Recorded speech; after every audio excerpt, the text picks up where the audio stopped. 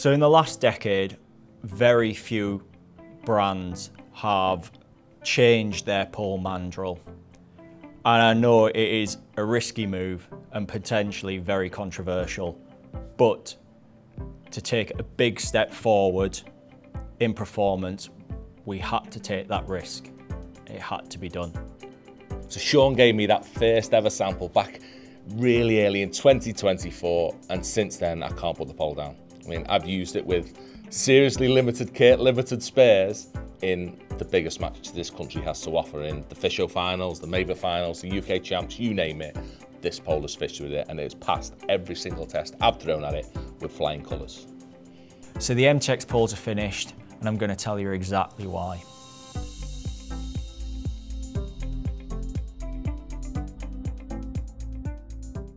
So with the new pole range, was the plan always to change to a new mandrel, or was the original plan to stick with the original MTX one? So the original plan was to stick with the MTX mandrel. It's been incredibly successful for us over the past 13 years, not only in the UK but also in Europe. So we spoke to the consultants, and we've realised that over the past 5 or 6 years, fishing has changed a lot.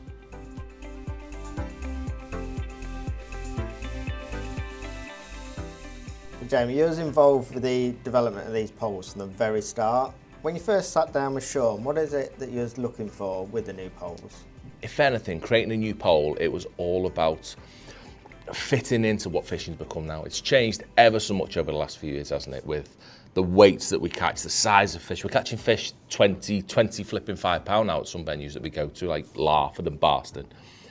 The stress has put on a pole in modern day commercial fishing, which definitely was my aspect, have just changed so much.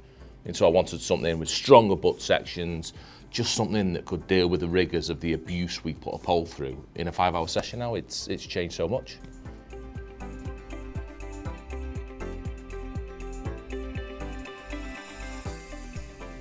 So what is the process when it comes to developing a new pole? And was there any new materials or anything available that weren't available when we did the original MTX poles?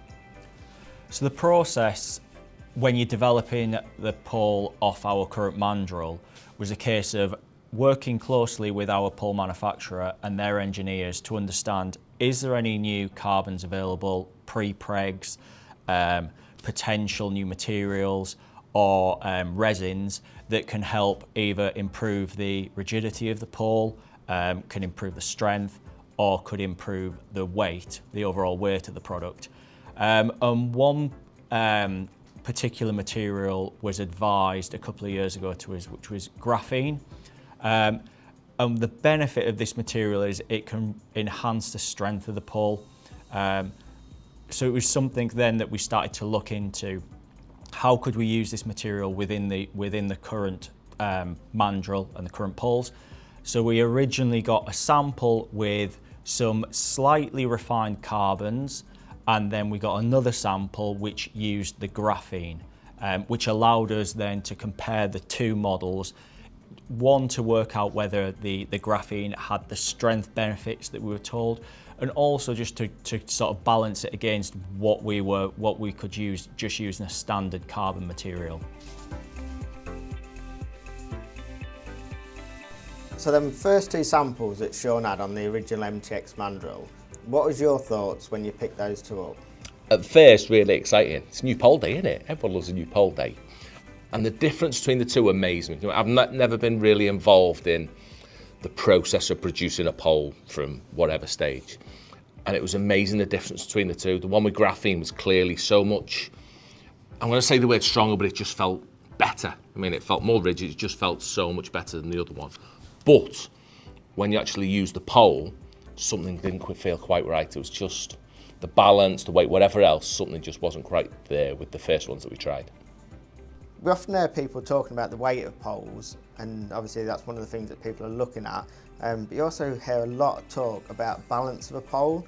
Now, is that different to the weight of a pole, or is it the same thing? They're very, very different. So the weight of a pole is, you pop it on some scales and it might be, I don't know, 1,000 grams. Now you can have a pole that's 1,000 grams, and when you pick it up, it feels very, very heavy. and you can have a similar pole that weighs 1,000 grams. When you pick it up, it feels completely different. Now, the balance is all about where the weight is distributed across the pole. So, an example, if you pick up a pole and then I go and put a 4-ounce lead and hang it off the end of that pole, all of a sudden that pole is going to feel a lot heavier. But if you pick up the same pole and I go and put a 4-ounce lead at the back of it underneath your arm, all of a sudden that weight isn't at the end of the pole pulling down, it's at the back pushing down, which then gives the impression that the pole is much lighter. So there's a lot to be said about where you spread the carbon across the pole, and how that will affect the overall balance and feel. So you can have two poles that are exactly the same weight, but one will feel a lot heavier than the other. So what was it with the MTX poles that you could do to change the balance to make them feel lighter? Well, other than strip carbon out, which in turn would make them weaker, not a lot. So we had to change the mandrel. We tried numerous things, and the only way that you can get the balance and the action that we want is to change the mandrel. Right, so when Sean obviously said to you that the only way of achieving what you wanted from the pole was by changing the mandrel, what was your thoughts when he said that to you? Changing the mandrel was always going to be something that we wanted to avoid as much as possible at first. Because of course we've had such a successful range of poles already that we've produced that so many people have got top kits and whatever else for. But it's about making the best pole possible. You've got to make things, we're in the world now where we've got to make the best pole we possibly can. And if that means changing everything, then that was what had to be done. So you decided to change the mandrel. What is the development process then, and where do you go deciding what changes that you're going to make? So in terms of developing the mandrel and that process, we initially got 2 samples sent, one which used the current top kits, the current diameter top kits, and another sample that used a new slimmer top kit with a different diameter. The next stage was to get out on the bank with the guys and really test to see which one outperformed the other.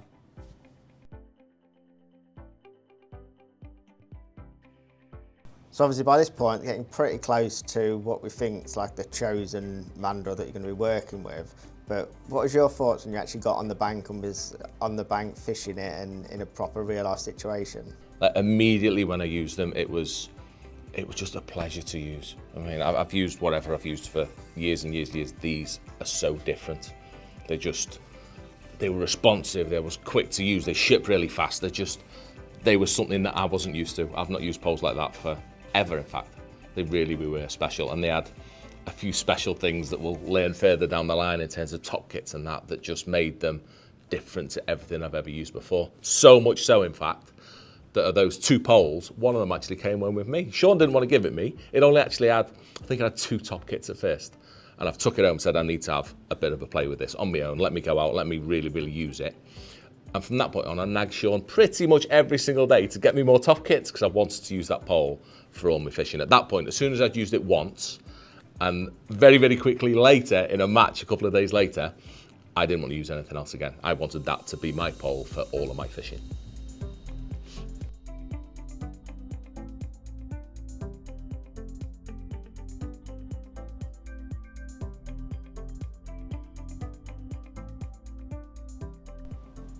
So the first time that you took those 2 new samples onto the bank, was it just you that went out and tested them, or was it the whole team? And what was the reaction once I got to pick them up?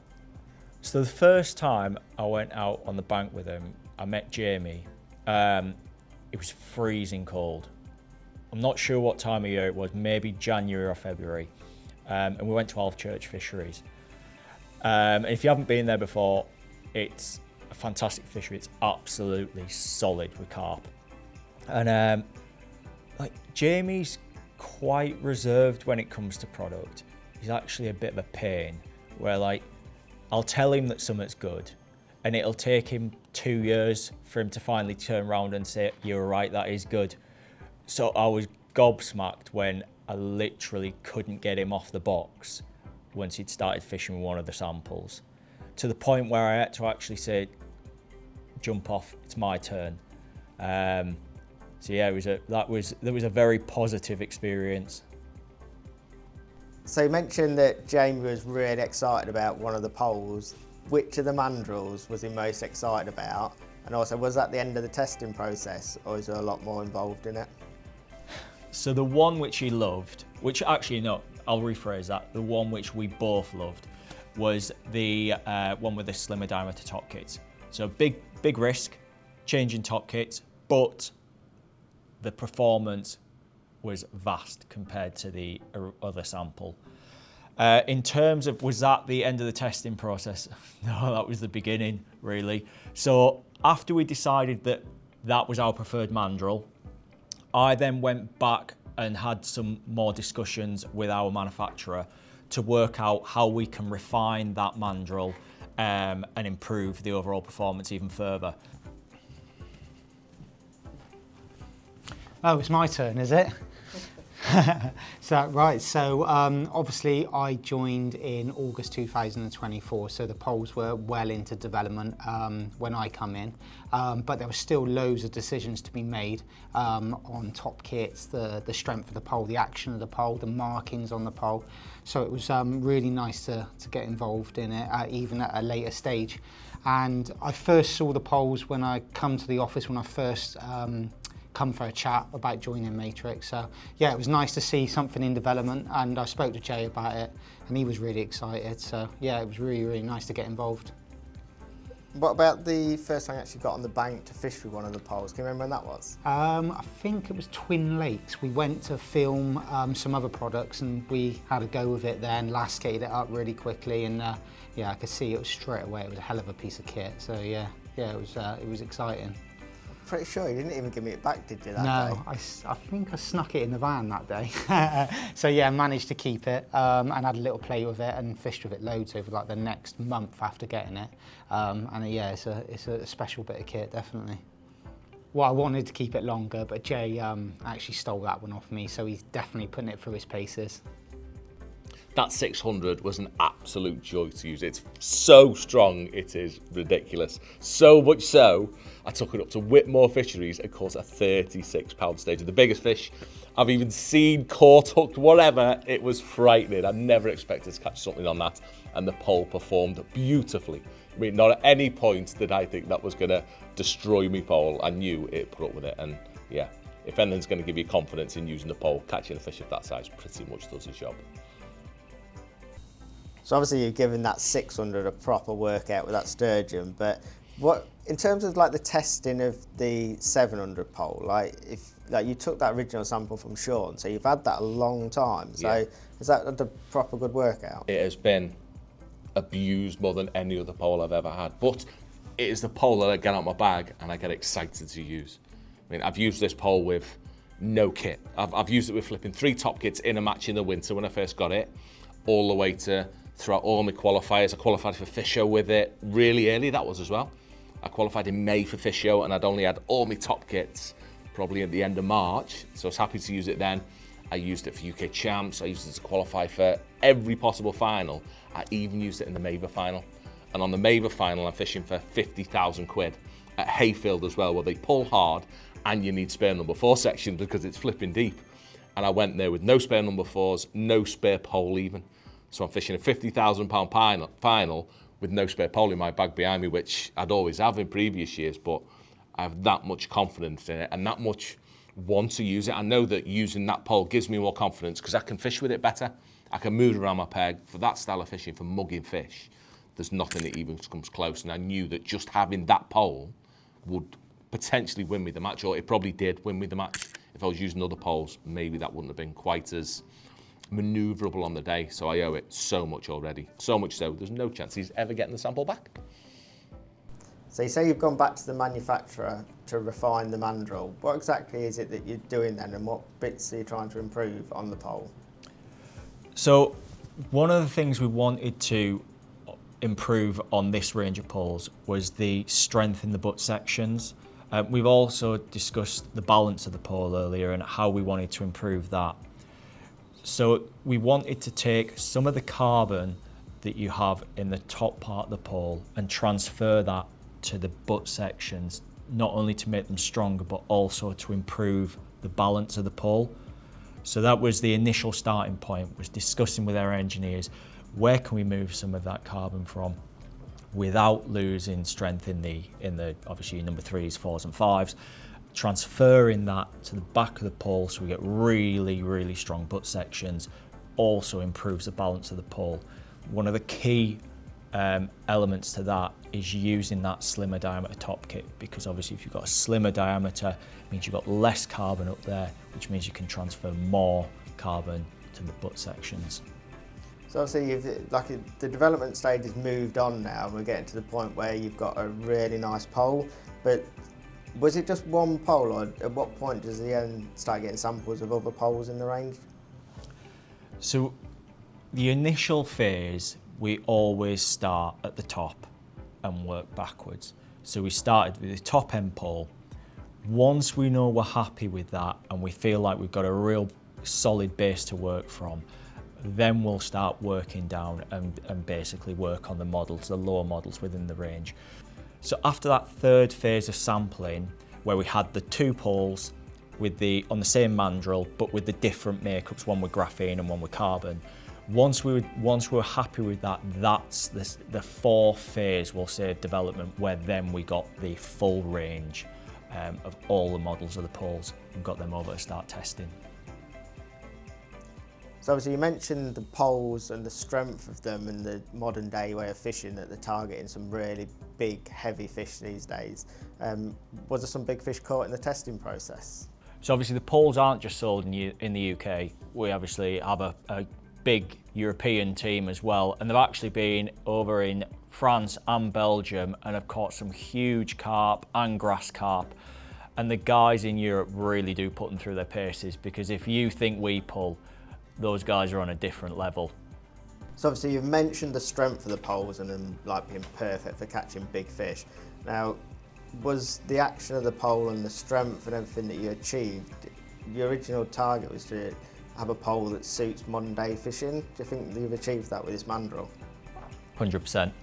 So modern day fishing, I mean, I remember 20 years ago when if you caught £100, you felt like a hero, whereas now £100 is like, it's common, you know. So like what the demands that our poles go through now compared to 10 years ago is insane, you know. And like one of the things that we discussed when we first started developing this project was strength and reliability. I hear it all the time from all of our consultants. What do you want from a pole? I just want it to be reliable. I want it to be strong. I don't want to have to worry about it.